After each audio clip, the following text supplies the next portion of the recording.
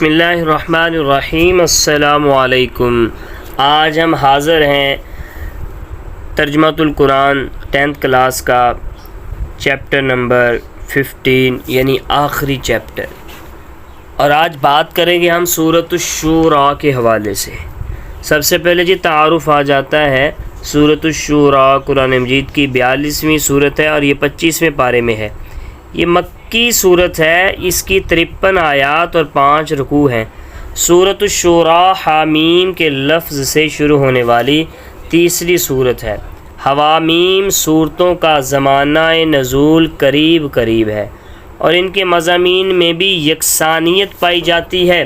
سورۃ الشورى کے مطالعہ سے معلوم ہوتا ہے کہ یہ صورت مکی دور کے آخر میں اس وقت نازل ہوئی جب اہل مکہ کی مخالفت اور بغض و عناد عروج پر تھا۔ اس صورت کا نام آیت نمبر 38 کے الفاظ وَأَمْرُهُمْ شُورَىٰ بَيْنَهُمْ، وہ اپنے معاملات آپس کے مشورے سے چلاتے ہیں سے لیا گیا۔ مرکزی موضوع سورۃ الشورى کا مرکزی موضوع عقیدہ توحید و رسالت اور آخرت کا اثبات نیز باہمی اتحاد و اتفاق کا بیان ہے۔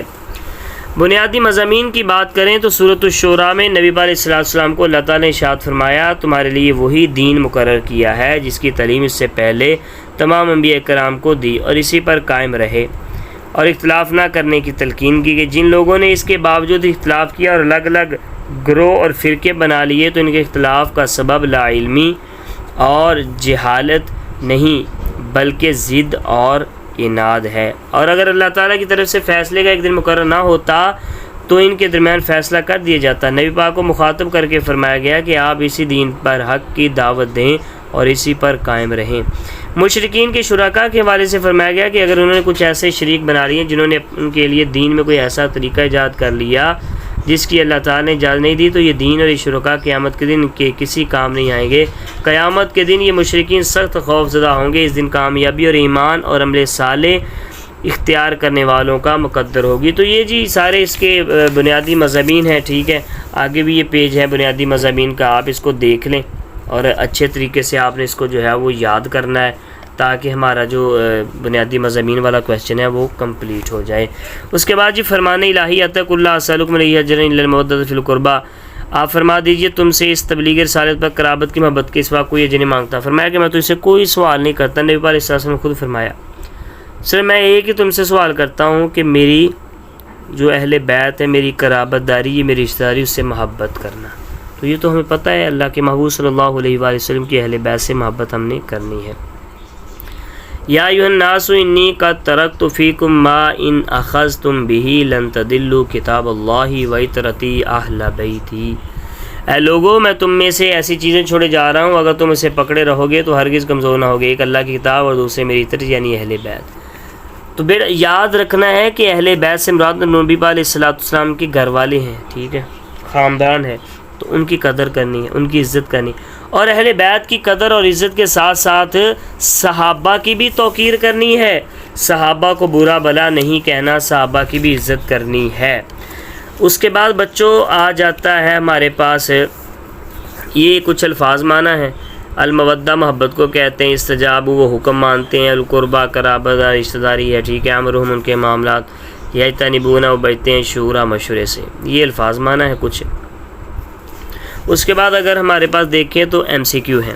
اچھا یہاں پر کتاب جو میرے پاس اس میں سے نا تھوڑا سا مس پرنٹ تھا، تو سورۃ الشورى کا مرکزی موضوع ہے عقائد ہے۔ سورۃ الشورى کے نام سے اہمیت واضح ہوتی ہے مشورے کی۔ نبی کریم صلی اللہ علیہ وسلم کی ذمہ داری ہے اللہ تعالیٰ کا پیغام پہنچانا۔ سورۃ الشورى کے مطابق نبی کریم صلی اللہ علیہ وسلم کی پریشانی کا سبب تھا دعوت اسلام کا انکار۔ سورۃ الشورى میں باہمی معاملات سے متعلق مسلمانوں کو نصیحت کی گئی، مشاورت کی کہ آپ نے مشاورت کرنی ہے، مشاورت کے بغیر کوئی بھی کام نہیں کرنا۔ اچھا جی سورۃ الشورى کا زمانہ نزول تحریر کریں۔ ہم زمانہ نزول آپ کو ابھی دکھا دیتے ہیں اور آپ کو بتا بھی دیتے ہیں کہ اس کا زمانہ نزول یہ والا ہے جی۔ یہ دیکھیں سورۃ الشورى کے مطالعے سے معلوم ہوتا ہے کہ یہ سورہ مکی دور کے آخر میں اس وقت نازل جب اہل مکہ کی مخالفت اور بغض و عناد عروج پر تھا۔ یہ اس کا جواب آئے گا۔ دوسرا ہمارا شارٹ کویسچن ہے جی سورۃ الشورى میں اہل ایمان کے کون سے نمایاں اوصاف بیان کیے گئے ہیں؟ تو ہم نے ابھی تلاش کرنے ہیں جی اہل ایمان کے کون سے اوصاف بیان کیے گئے ہیں اس صورت میں۔ تو یہ ہے جی اہل ایمان کے اوصاف۔ یہاں سے لے کر یہاں تک باہمی مشاورت سے حل کرتے ہیں، یہ یاد کرنے ہیں۔ اس کے بعد ہمارا اگلا کویشچن ہے اللہ تعالیٰ کس طرح بندے سے کلام فرماتا ہے؟ بہت ہی آسان اس کا جواب ہے جی، اللہ تعالیٰ کس طرح بندے سے کلام فرماتا ہے، تو یہ ہے جی آخر والا پیرا سورۃ الشورى میں اللہ تعالیٰ کے انسان کے ساتھ کلام کرنے کی مختلف صورتیں بیان کی گئیں، یہاں تک پہنچا دیتا ہے۔ اس کے بعد اگلا کویشچن ہے جی مشاورت کی اہمیت بیان کریں، نمبر 4 ہے جی مشاورت کی اہمیت بیان کرنی ہے، تو یہ ہے جی ہمارے پاس اس کا جواب، یہاں سے مشاورت انتہائی اہمیت کا عمل ہے بسر کر سکے تک، یہ ہمارا اس کا جواب ہے جی مشاورت کی اہمیت کا۔ اس کے بعد آ جاتا ہے ہمارے پاس کویشچن سورۃ الشورى میں نبی پاک کو مشرکین کے حوالے سے کیا ارشاد فرمایا گیا، تو یہ ہے جی نبی کریم صلی اللہ علیہ وسلم کو تسلی دی گئی کہ اگر یہ لوگ آپ کی دعوت قبول نہیں کرتے تو آپ پریشان ہو، آپ نے اپنی ذمہ داری پوری کر دی، ہم نے آپ کو ان کا نگران نہیں بنایا، نہ ہی ان کے اعمال کا ذمہ دار، تو اس کا جواب ہے جی۔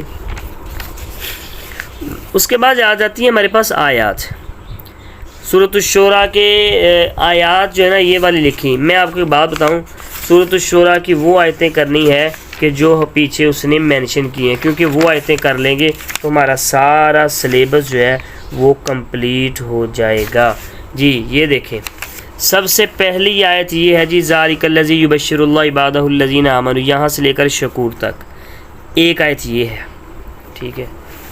دوسری آیت یہ ہے جی ہمارے پاس والذین یجتنبون کبائر الاسم سے لے کر ینفقون تک، یہ 2 آیتیں ہم نے کرنی ہے اور ہمارا سارا جو ہے وہ آیتوں والا مسئلہ سورۃ الشورى کے حوالے سے وہ حل ہو جائے گا۔